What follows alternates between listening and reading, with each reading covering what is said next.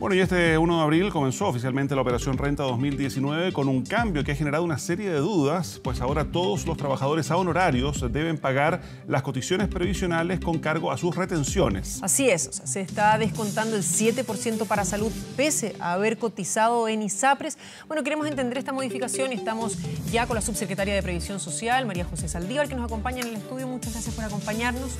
Buenos días. Muy buenos días. A ver, expliquemos primero estos cambios que tienen a muchos, algunos desconcertados y a otros bastante disconformes.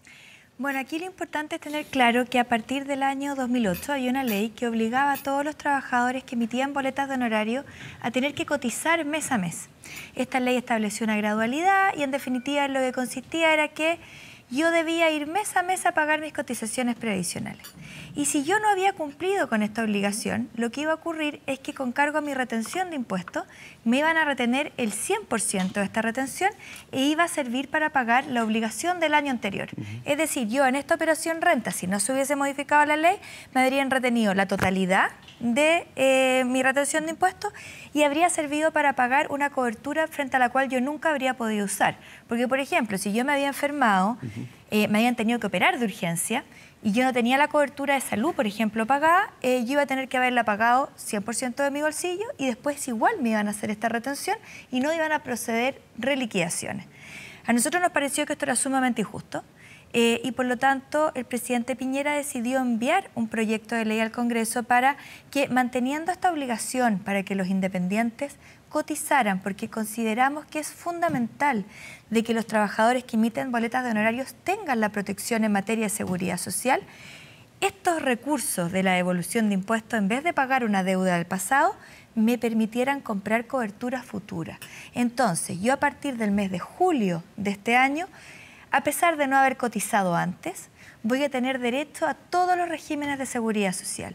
Voy a tener derecho al seguro de invalidez y sobrevivencia, voy a tener derecho a la ley de accidente del trabajo, que me va a permitir atención médica, subsidios económicos, todas las pensiones, es decir, una cobertura integral.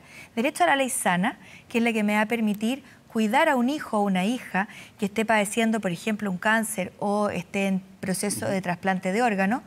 Tener cobertura completa de salud común, que esto acá quiere decir que va a tener por primera vez derecho a licencias médicas, que va a tener derecho al prenatal, al postnatal, a comprar bonos, al reembolso, y lo que me sobre se va a ir para una futura jubilación. Por lo tanto, ahora lo que está ocurriendo es que se está descontando la cobertura que yo voy a tener a futuro. No es que yo esté pagando dos veces la misma cosa. Subsecretaria, perdón, eso primero despeja la duda que tal vez es la más frecuente, que algunas personas piensan que pueden estar pagando doble. O sea, ¿eso definitivamente no es una posibilidad? No, no están pagando doble. Ellos durante el año 2018, quienes cotizaron, pagaron por su cobertura para el año 2018. Fueron al doctor, recibieron copago, pudieron pagar bono, recibieron licencia médica. Por lo tanto, los recursos del año 2018, que pagaron mes a mes, les dio la posibilidad de tener cobertura durante ese año.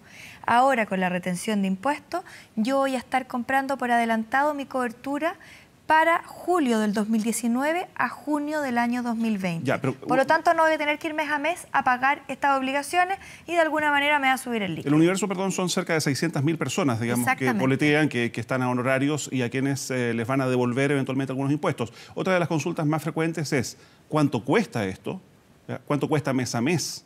¿Y qué pasa si mi devolución de impuestos no alcanza para cubrir ese monto a 12 meses? A ver, aquí dos preguntas súper buenas. Lo primero es de que la seguridad social se paga en porcentaje en relación a mi ingreso, ¿no es cierto? Por lo tanto, para el seguro de invalidez y sobrevivencia el valor es un porcentaje de mi sueldo, para la ley de accidente del trabajo es un porcentaje de mi sueldo, para salud común es un porcentaje de mi sueldo, que en este caso, que es donde ha generado más consultas, es un 7%. Si yo tengo un plan que vale más, porque yo estoy en ISAPRES, si estoy en FONASA, un 7% siempre, tenga carga, no tenga carga, siempre me cobra lo mismo. Si yo estoy en ISAPRES y tengo un plan que vale más de un 7%, a mí solo me van a retener un 7%.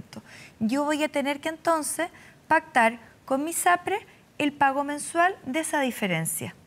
Y eso sí se va a hacer de manera mensual. Y eso sí se va a hacer de manera mensual. ¿Y si eventualmente no alcanza? Lo que pasa es que es imposible que no alcance porque el 10% de la devolución de impuestos me va a servir para pagar la totalidad de la obligación previsional, es decir, seguro invalidez y sobrevivencia, ley de accidente, ley sana, salud común, y el remanente es lo que se me va a ir a pensiones. Y subsecretaria, ¿qué pasa si, por ejemplo, como independiente, en mayo a mí me sale una pega afuera y me voy del país? Bueno, como nosotros tenemos aquí el tema de que todas las cotizaciones se van a ir pagando mes a mes y Tesorería es quien va a retener estos recursos, yo si es que me voy fuera, yo voy a tener la posibilidad, si muero se termina el plan, ¿no es cierto? Y por lo tanto no tengo que seguir pagándolo mes a mes. Y en el caso de la muerte es bien interesante porque independiente que ya no voy a tener que seguir pagándolo porque obviamente yo he fallecido, si yo tengo dentro de mi plan de salud cargas médicas, ellos mantienen por ley la cobertura un año después del fallecimiento del titular. Ahora, perdón, todo esto, como usted dice, lo retiene, que eso es otra duda importante. Hay gente que quiere saber por qué le pagan por adelantado las ISAPRES, fundamentalmente. A nadie le pagan por adelantado el sueldo, digamos, por un año plazo. Esto lo retiene la Tesorería, dice usted, y la Tesorería es la que va pagando mes a mes. Exactamente. Pregunta que surge de inmediato. ¿Qué pasa con los intereses que puedan surgir de aquello, digamos? Porque me retienen la plata de uno, y alguien aquí está eventualmente haciendo uso de ese dinero desde el punto de vista financiero. Podría eventualmente estar efectivamente ganando intereses. ¿Quién se queda con ese remanente? Lo que pasa es que lo que va a hacer Tesorería es que va a traspasar esos recursos a UF. Y entonces se va a ir pagando un 12avo indexado ya con UF a las distintas entidades de seguridad social. Por lo tanto, la plata no va a perder valor nominal y esos intereses son para esa persona. Vuelvo al caso de que si me muero me voy del país. ¿Quién me va a entregar ese remanente que yo ya pagué durante un año? Yo lo pagué por adelantado un año y yo a mitad de año o en un lapso que no cubre estos 12 meses me fui. ¿Quién me entrega a mí esa plata? Bueno, cuando yo le pongo término a ese contrato de salud, porque ya no estoy acá, tendría que yo solicitar la devolución de esos recursos que van a estar en Tesorería. ¿Inmediato? En el caso de fallecimiento, obviamente que se siguen las reglas generales de tramitación de los recursos, que en el fondo tiene que haber una posesión efectiva y yo solicito los recursos. ¿Nos falta ahí un reglamento, algún instructivo que sea claro? Porque incluso las propias ISAPRES han dicho, nosotros no tenemos idea qué va a pasar con esto. Sí, a ver, yo creo acá que hay que ser bien responsable. Esta ley de acá se aprueba la última semana de enero, nosotros se publica el día 2 de febrero y desde esa fecha se ha estado trabajando en los reglamentos que están ya listos, firmados por toda la autoridad y que pasan a Contraloría para su última avisación. ¿No se han publicado todavía? No se han publicado todavía. Claramente los plazos que hemos tenido han sido sumamente apretados y la ley, gracias a Dios, la ley es una ley muy clara, es una ley que tiene absolutamente todo, absolutamente muy preciso, por lo tanto, todo lo que es la operación de retención está absolutamente normado y regulado dentro de lo que es la ley y así entonces como ha operado el Servicio de Impuestos Internos. Cuando Tesorería reciba estos recursos por parte del Servicio de Impuestos Internos para hacer los pagos en cada una de las instituciones, ya van a estar absolutamente tramitados los reglamentos y todas las circulares y por lo tanto no va a haber duda al respecto. Pero es cierto, nosotros hemos tenido que trabajar contra el tiempo porque nos encontrábamos con un apremio, que es que la ley que estaba vigente era una ley que iba a ser absolutamente expropiatoria.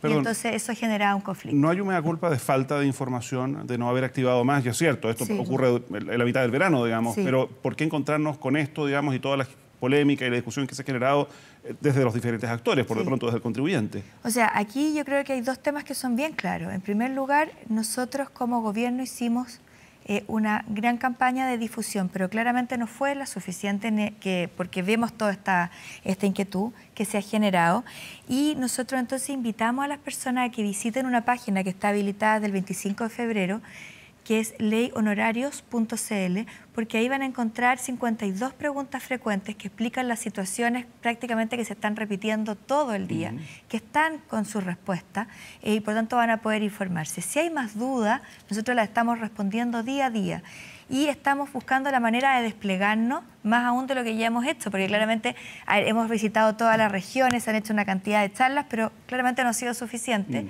y tenemos que entonces redoblar este esfuerzo, sobre todo estos primeros días que es donde se ha generado más confusión. Tengo entendido que dentro de la información que se puede encontrar en esa página, pero también una de las principales preguntas que tiene la gente es que si es que se me van a hacer ¿esas devoluciones son en qué? ¿En prestaciones o en plata? Bueno, yo lo pagué en plata. Sí, es que ahí hay que distinguir, ¿ya?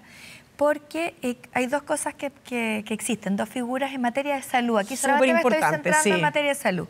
Están los excedentes y están los excesos, ¿ya? Los excedentes es cuando yo no estoy en FONASA, estoy en un ISAPRE, soy joven, no tengo cargas de asignación familiar y por lo tanto yo puedo contratar un plan cuyo valor es inferior a un 7%. Como la ley establece que es un 7% lo que se va para financiar el plan de salud, ahí se producen excedentes. Y ahí la ISAPRE lo devuelve a través de distintos tipos de prestaciones médicas, ¿ya? Ahora, si es que mi plan es mayor que un 7% y se produjeron pagos en exceso por distintas razones, yo tengo, por ejemplo, un trabajo como dependiente y además boleteo, entonces mi empleador me descontó el 7%, que es lo que tiene que hacer por ley, y además está este proceso del pago por adelantado, eso van a ser excesos. Y si hay excesos, está muy regulado cómo se hace, se devuelven en plata. Hay ISAPRES que lo hacen cada 3 meses, hay otras que lo hacen en otros periodos. La Superintendencia de Salud tiene regulado esto y por lo tanto va a seguir la misma regla general de lo que ha ocurrido hasta ahora. El mismo caso para las cargas, por ejemplo, si yo estoy dando una boleta y soy carga de mis padres o soy carga de mi cónyuge, ¿qué pasa ahí? Bueno, ahí va a haber que distinguir. Si es que yo emití una sola boleta de honorarios por un monto que sea bajo, no va a pasar absolutamente nada. Se encuentran solamente obligados a cotizar quienes en el año calendario hayan emitido boletas de honorario cuyo monto total sea igual o superior a 1.400.000 pesos. Si es que yo estaba en esta situación y yo soy carga médica, porque no podría ser carga porque si yo no vivo a expensas de la otra persona, pero si soy carga médica, que nuevamente figura solo Mundo ISAPRE, no existe en FONASA, esos recursos, ese 7% mío, se va a ir a el plan del titular, ¿no es cierto? Y por lo tanto también se van a poder producir excesos que me van a tener que ser devueltos. Subsecretaria, ¿y uno puede rechazar ser parte de esto? No. No, porque la ley estableció en el año 2008 que todos los trabajadores que emitían boletas de honorario debían cotizar para la totalidad del sistema de seguridad social. Nosotros tenemos en este minuto que los trabajadores que emiten boletas de honorario y que no cotizan hasta ahora no han tenido derecho a pre y postnatal, por ejemplo, en el caso de las mujeres. No tienen derecho a reconocer sus hijos como carga de asignación familiar. No tienen derecho a tener una pensión si es que sufren un accidente que los deja secuelados. Por lo tanto, nosotros tenemos a los trabajadores que emiten boletas de honorario al margen de la seguridad social con todo el perjuicio que eso conlleva.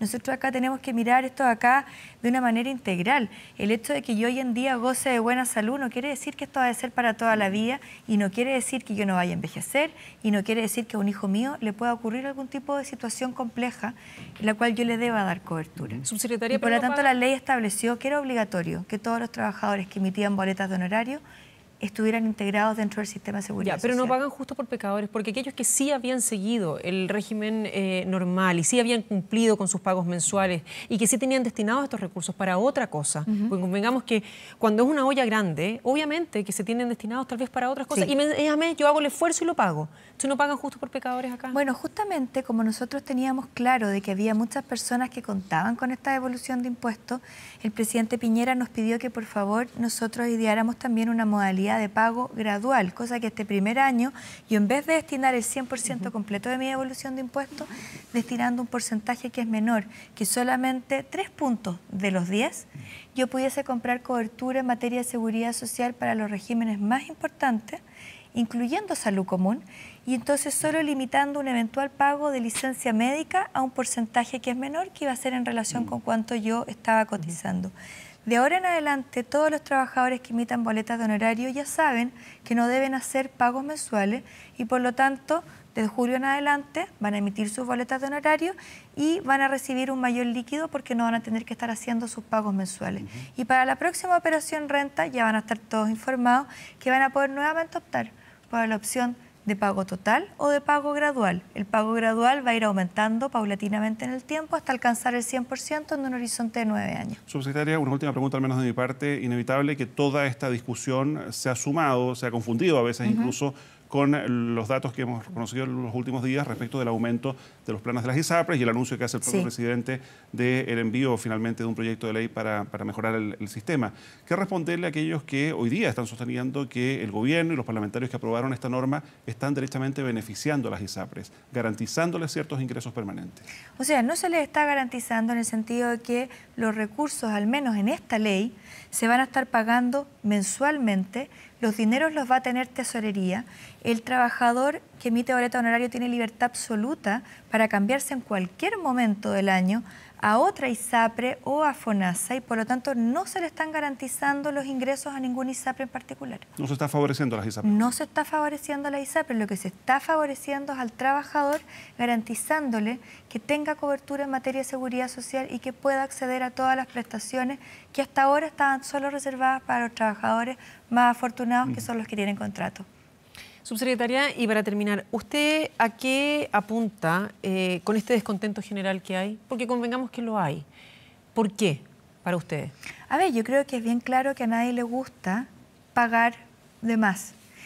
Pero usted dice que no se está pagando de más. ¿De más en qué concepto? Que muchas personas señalan, no, pero si la verdad es que yo nunca en la vida me enfermo, yo nunca en la vida uso licencia médica, la verdad es que yo quiero resolver mis temas de otra manera, y eso es una mirada que es muy cortoplacista.